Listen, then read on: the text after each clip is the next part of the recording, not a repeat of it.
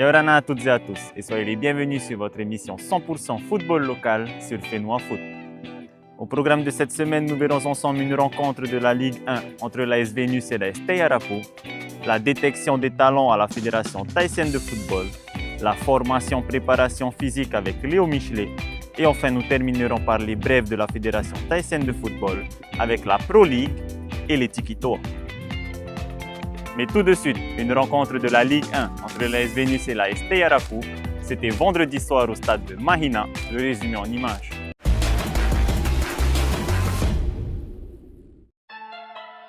Le stade de Mahina était le théâtre d'un match intense entre l'AS Vénus, leader du championnat, et l'AS Tayarapu FC, lanterne rouge qui n'a rien lâché malgré la différence au classement.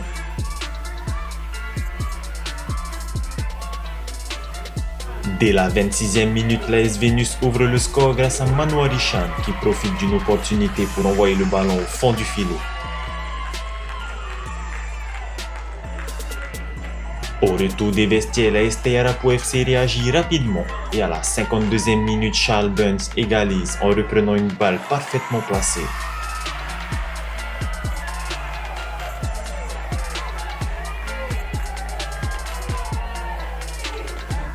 Loin d'être abattu, l'AS Vénus reprend l'avantage 6 minutes plus tard à la 58e minute par l'intermédiaire de Eddie Kaspar qui se retrouve seul face au gardien et conclut avec sang-froid.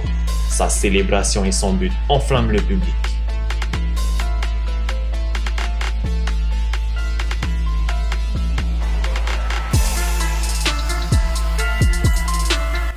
L'AS Tayarapu ne se laisse pas malmener et prouve une nouvelle fois sa combativité et obtient un pénalty à la 74e minute.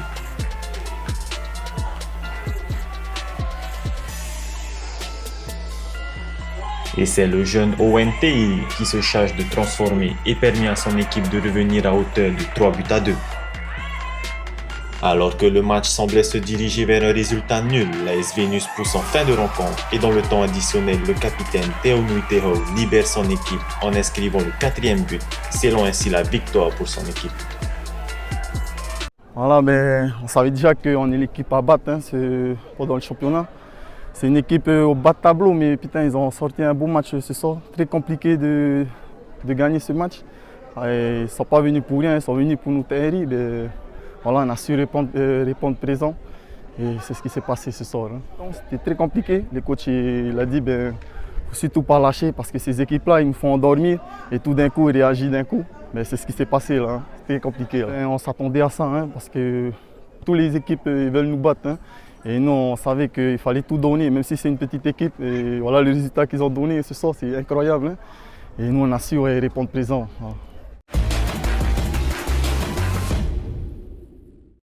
Et félicitations à l'AS Vénus pour cette victoire. À présent, voyons ensemble les autres résultats et classements en images. Et du côté des résultats, l'AS Dragon fait match nul 2 buts partout sur l'AS Central Sport. L'AS Vénus, comme on vient de le voir, gagne son match par 4-2 sur l'AS Tayarapu. L'AS Pirée gagne son match par 8-1 sur l'AS Manura. L'AS Poueux perd son match par 2-0 sur l'AS Tamari Punargu. Et enfin, l'AS Stefana fait match nul 2 buts partout sur l'AS Mira. Et au classement général, l'AS Vénus est premier avec 57 points, suivi de l'AS Pirée 56 points. En troisième position, nous avons l'AS Dragon et l'AS Stefana au coude à coude avec 50 points. L'AS Mira est 5e avec 38 points, suivi de l'AS Poueux 31 points au coude à coude avec l'AS Central Sport. En 8e position, nous retrouvons l'AS Tamari Punargu 30 points. En 9e position, l'AS Tayarapu 19 points. Et enfin, l'AS Manura ferme la marche avec 16 points.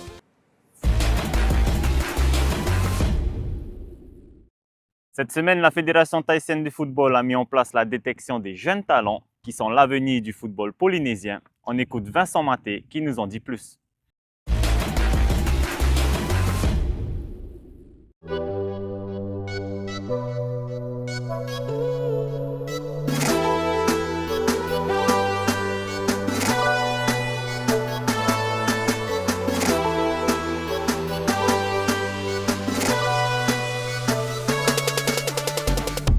Bonjour à toutes et tous. Donc, en effet, nous sommes dans une semaine de détection des talents. Nous devions commencer lundi avec les jeunes garçons U10 et 11, mais le temps n'a pas permis de maintenir cette opération. Nous avons pris donc mardi avec les U12 le matin et les U13 l'après-midi. Les U13 sur la génération 2012, on est un peu plus concerné par l'entrée aussi au sein de l'académie de la Fédération tahitienne de football. L'idée c'est de retrouver après le Festival des jeunes qui aura lieu du 31 mars au 5 avril, les meilleurs jeunes pour le concours d'entrée qui aura lieu entre le 8 et 10 mai, ici à la Fédération, à la fois sur les aspects sportifs, scolaires et humains. Aujourd'hui nous sommes sur les U14, U15, nous finissons cet après-midi avec les U15 garçons. Et également tout au long de la semaine nous avons 2 groupes d'entraînement U16 et 19 filles qui sont à la fois le lien avec la détection mais aussi avec les futures sélections. U16 pour les qualifications pour la Coupe du Monde et les 19 la saison prochaine également pour la Coupe du Monde. Et sur les U14 et 15 éventuellement, s'il y a des garçons qui se révèlent, ils pourront éventuellement également intégrer l'académie soit en U15 soit en U16 la saison prochaine. Chaque catégorie, chaque groupe de niveau U10, U11, U12, U13 et U14, U15 sont des séances différentes. On a déjà évolué en séparant les générations pour être plus nombreux en termes d'encadrement avec moins de joueurs et vraiment mettre en place des séances d'entraînement. Et selon la catégorie aussi avec quelques tests, soit techniques, soit athlétiques, pour pouvoir aussi évaluer certaines compétences. Alors à chaque fois, les catégories ont bien répondu présent, entre 20 et 25 joueurs. Ce qui est dommageable, c'est plus les U14. On a eu de nombreux absents pour des raisons valables pour blessures, mais surtout des enfants et des familles qui n'ont pas prévenu. Donc on rappelle quand même tout à chacun d'être juste respectueux. On peut être absent, mais si on est blessé ou si on est malade, de bien prévenir les responsables qui est Vincent et Simon pour qu'on puisse organiser au mieux et accueillir au mieux les enfants.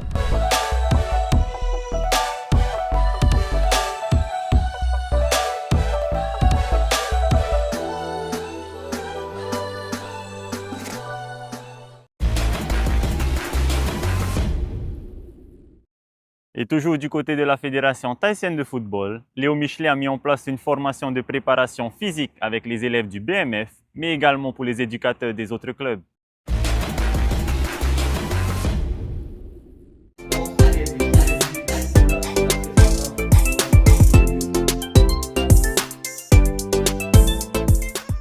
Ouais, donc on profite de cette semaine de vacances scolaires pour faire la formation sur 2 jours de formation de préparation physique. On profite des centres excellence, des pôles excellence garçons, des sélections féminines, des pôles excellence féminins aussi, pour avoir des passages terrain de nos stagiaires. Et donc voilà, on alterne entre des passages salles et des passages terrain pour nous permettre de savoir un peu les bases de la préparation physique. On a 13 stagiaires, une féminine, 7 BMF et qui sont supplémentés par les 6 personnes qui se sont inscrites à la formation normale. Donc ce matin on a vu une partie salle donc sur tout ce qui est le développement des qualités athlétiques du footballeur, l'activité du footballeur, avec focus sur certaines qualités athlétiques, notamment la vitesse et l'échauffement. Donc là on est sur des passages terrain, sur les échauffements, sur une thématique vitesse et un petit peu de puissance. Ouais, donc à la fin, ils auront un certificat de présence sur cette formation. Comme je l'ai répété et que je leur ai répété aussi à eux, c'est une formation de préparation physique et pas de préparateur physique. Maintenant, si à l'avenir ils sont intéressés par la préparation physique, bien sûr qu'on va pouvoir les encourager et les aider à être encore un peu plus dans le détail de la préparation physique afin d'être peut-être préparateur physique. De derrière, on joue pied gauche.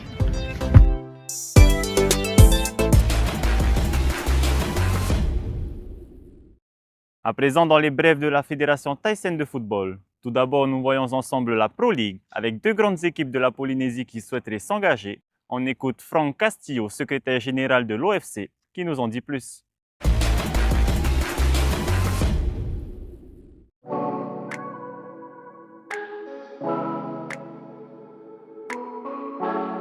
Oui, bonsoir à tous. Écoute, c'est vraiment un plaisir de revenir au Fénois, parce que j'ai vécu 10 ans, donc mon cœur est un peu encore ici. Et en fait, le principe et l'objectif de cette venue, c'est de pouvoir rencontrer les clubs qui sont intéressés par la Ligue professionnelle. Donc j'ai vraiment été extrêmement heureux d'avoir Tefana et l'AS Vénus, qui a priori vont pouvoir travailler ensemble. Et donc l'objectif en fait c'était de leur expliquer quelles étaient les obligations pour les clubs qui vont déposer un dossier et d'être sûr qu'ils vont pouvoir être retenus dans la 2e phase et pourquoi pas après en tant que club professionnel dans notre ligue professionnelle. J'ai vu beaucoup d'enthousiasme et je suis très optimiste que ces 2 clubs vont pouvoir travailler ensemble, vont pouvoir déposer un dossier et aussi très optimiste que le dossier va être très bon. et j'espère voir l'AS Stéphanois et l'AS Vénus jouer dans cette ligue professionnelle.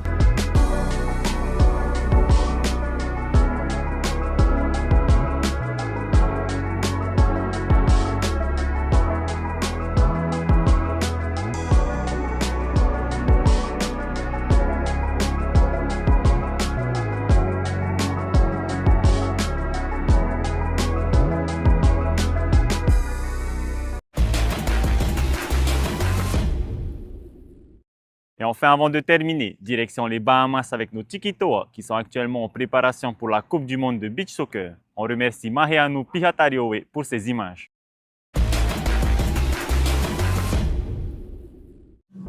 Actuellement en déplacement aux Bahamas, les Tikitoa poursuivent leur préparation avec sérieux et ambition. Ils ont été invités par le président de la fédération bahamienne où ils effectueront un camp d'entraînement du 16 au 23 février avec 4 rencontres amicales face à l'équipe locale.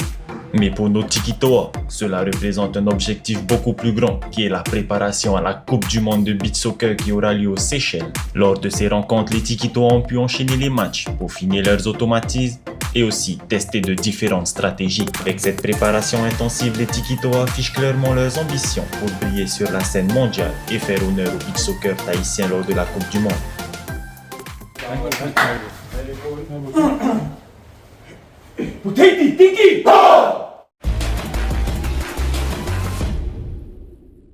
Fénois Foot, c'est déjà terminé pour aujourd'hui. On se donne rendez-vous la semaine prochaine. Merci de votre fidélité. Nana.